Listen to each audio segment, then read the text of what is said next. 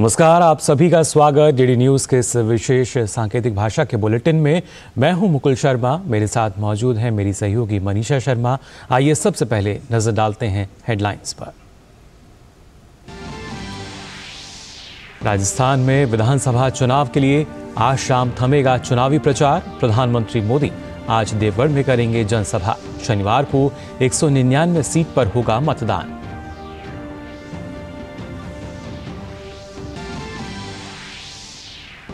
तेलंगाना में विधानसभा चुनाव के लिए प्रचार जोरों पर। भाजपा अध्यक्ष जेपी नड्डा निजामाबाद और संगारेड्डी में करेंगे जनसभा। कांग्रेस और बीआरएस के नेताओं की भी कई चुनावी रैलियां।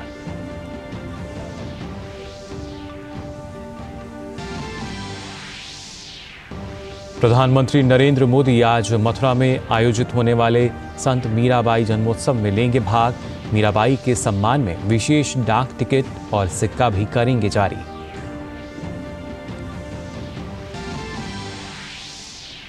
उत्तरकाशी के सिलक्यारा टनल में फंसे मजदूरों को बाहर निकालने का अभियान अंतिम दौर में।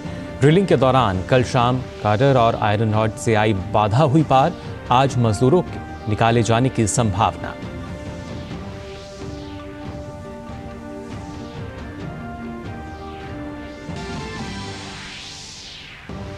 इजराइल और हमास के बीच आज से शुरू हो सकता है 4 दिन का संघर्ष विराम। संघर्ष विराम के तहत 50 बंधकों को छोड़ने का काम शुक्रवार से पहले नहीं होगा शुरू। इजराइल के राष्ट्रीय सुरक्षा सलाहकार ने दी जानकारी। और भारत ऑस्ट्रेलिया के बीच 5 T20 मैचों की श्रृंखला का पहला मैच विशाखापट्टनम में आज। सूर्य कुमार यादव करेंगे भारतीय टीम की कप्तानी।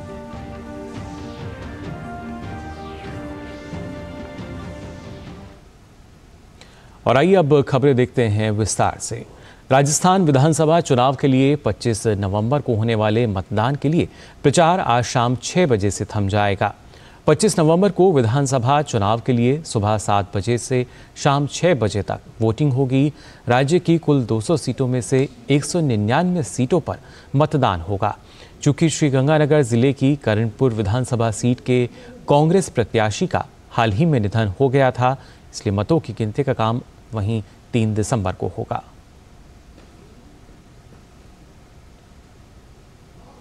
राजस्थान में विधानसभा चुनाव प्रचार के अंतिम दिन कांग्रेस, भाजपा समेत अन्य पार्टियों के कद्दावर नेता अपनी पूरी ताकत झोंक रहे हैं। प्रधानमंत्री नरेंद्र मोदी मैराथन चुनावी सभाएं करके भाजपा के लिए जन समर्थन जुटा रहे हैं। प्रधानमंत्री मोदी आज देवगढ़ में जनसभा को संबोधित करेंगे। इससे पहले कल प्रधानमंत्री ने डूंगरपुर और भीलवाड़ा में विशाल जनसभाओं को संबोधित किया, जिसमें उन्होंने कांग्रेस के घोषणा पत्र को गुमराह पत्र करार दिया और राजस्थान की गौरवशाली संस्कृति के लिए कांग्रेस को बड़ा खतरा बताया।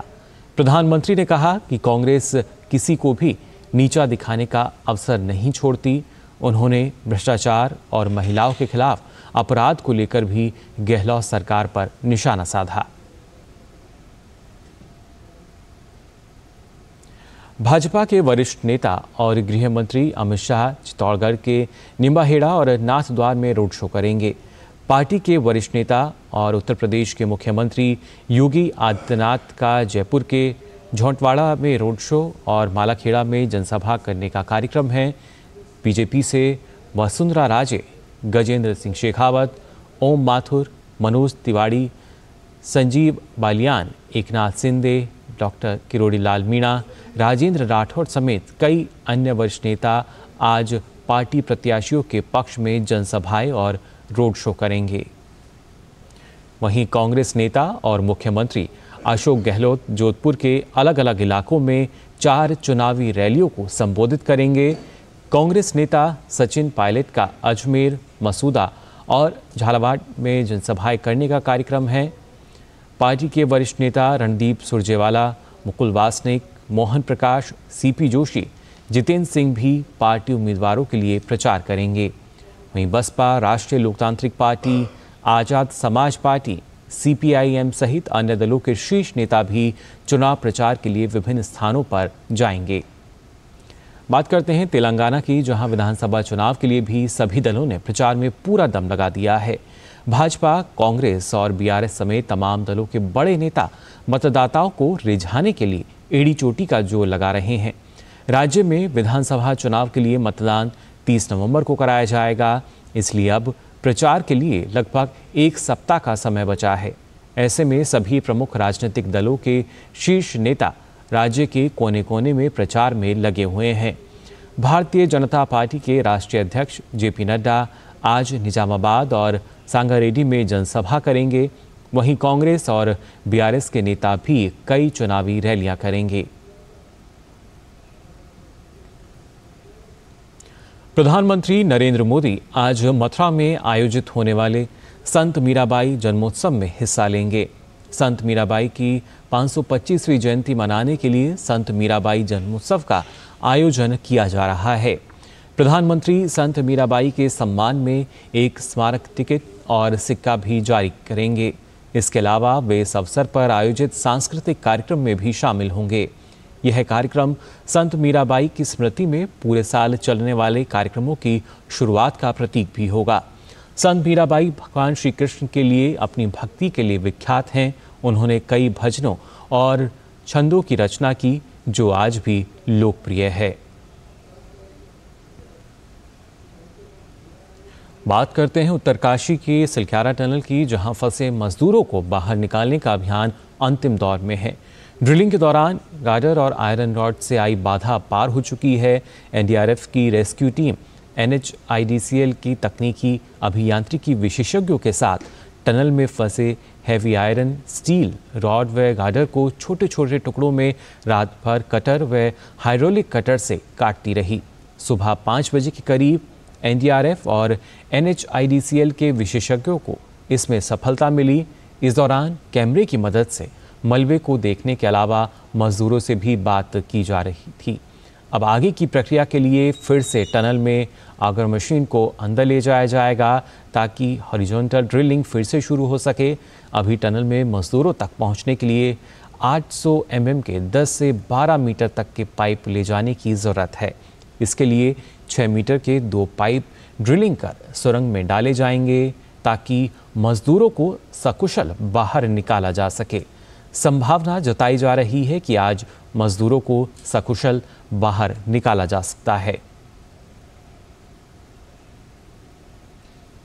सिलक्यारा टनल में फंसे मजदूरों के बाहर निकलने के तुरंत बाद चिकित्सा सुविधा देने की भी पूरी तैयारी कर ली गई है। प्राथमिक स्वास्थ्य देखभाल केंद्र चिनाली साउथ में 41 बेड का अस्पताल तैयार किया गया है। जरूरी मेडिकल उपकरण और अन्य सामान भी अस्पताल में पहुंचा दिए गए हैं।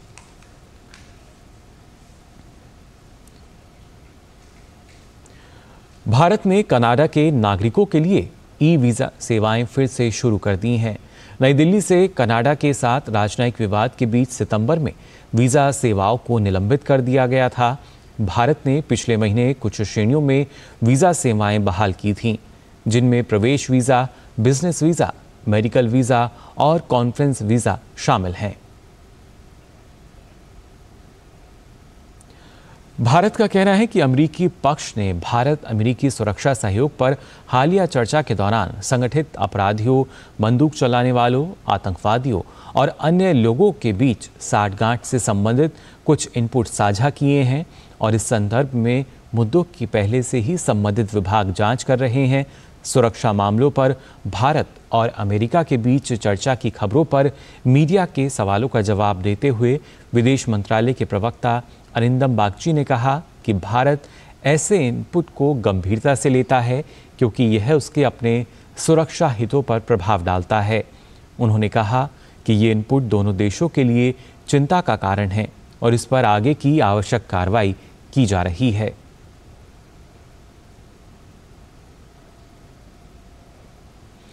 और बुलेटिन में फिलहाल हम यहां रुक रहे हैं एक छोटे से ब्रेक के लिए। आप बने रहिए डीडी न्यूज पर।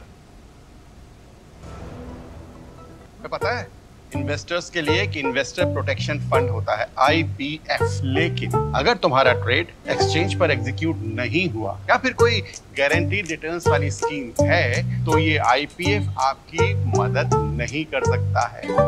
और अगर आपका ब्रोकर ही डिफॉल्टर बन जाए तो फिर आईपीएफ आपको कॉम्पेंसेशन दिला सकता है। कहाँ से सीखा? NSE की साइट पर। समझकर इन्वेस्ट कर।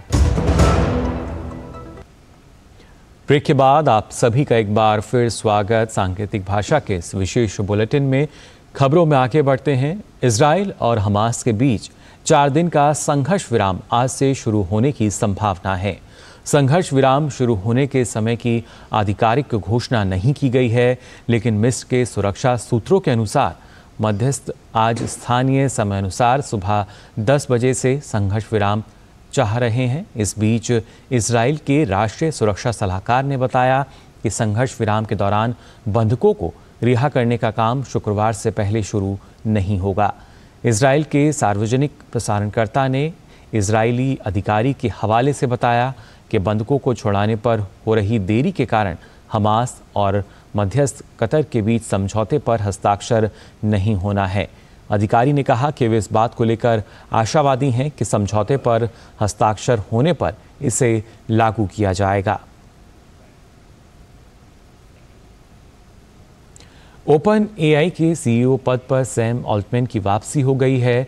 पिछले 4-5 दिन तक चले उथल-पुथल के बाद सैम ऑल्टमैन की वापसी हुई। इस बीच कई स्टाफ रिसर्चर ने निदेशक मंडल को एक शक्तिशाली आर्टिफिशियल इंटेलिजेंस की खोज की चेतावनी देते हुए एक पत्र भेजा, जिसमें उन्होंने कहा कि इससे मानवता को खतरा हो सकता है। सैम ऑल्टमैन की वापसी से पहले 700 कर्मचारियों ने बोर्ड को खत लिखकर चेताया कि वे ऑल्टमैन को वापस लाएं, नहीं तो वे भी कंपनी छोड़ देंगे। भारत और ऑस्ट्रेलिया के बीच 5 मैचों की T20 सीरीज की शुरुआत आज से हो रही है। सीरीज का पहला मुकाबला आज विशाखापत्तनम में खेला जाएगा। सूर्य कुमार यादव की कप्तानी में टीम इंडिया के पास विश्व कप में मिली हार का दर्द कम करने का मौका होगा। सूर्य कुमार पहली बार भारतीय टीम की कप्तानी करते हुए नजर आएंगे। ऐसे में उनसे एक बड़ी पारी की भी उम्मीद होगी।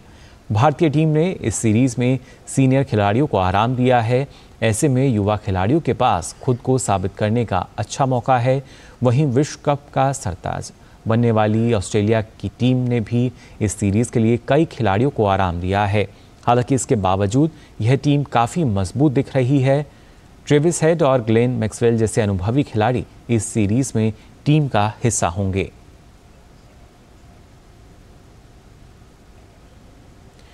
तो सांकेतिक भाषा के इस विशेष बुलेटिन में बस इतना ही। मुझे और मेरी सहयोगी को दीजिए अनुमति। नमस्कार।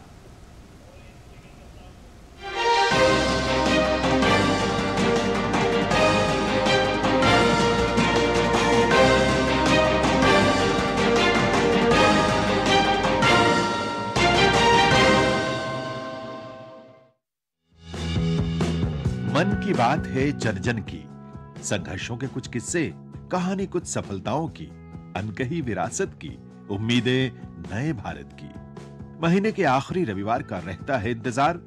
ब्रह्मपुत्र के घाट से हिमालय के विस्तार तक होती है मन की बात प्रधानमंत्री के साथ। तो सुनिए इस महीने 26 नवंबर सुबह 11 बजे मन की बात आकाशवाणी और दूरदर्शन के सभी चैनलों पर।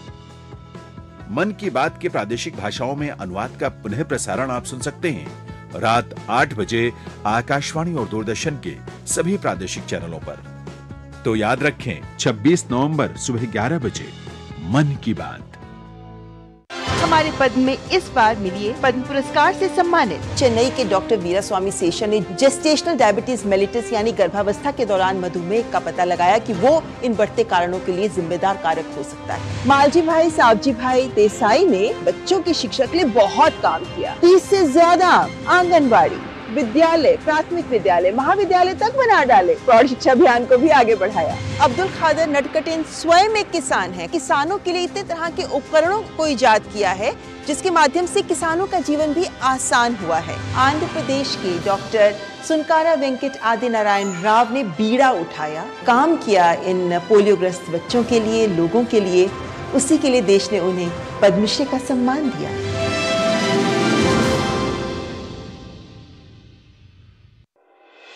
बॉलीवुड टॉकीज में देखिए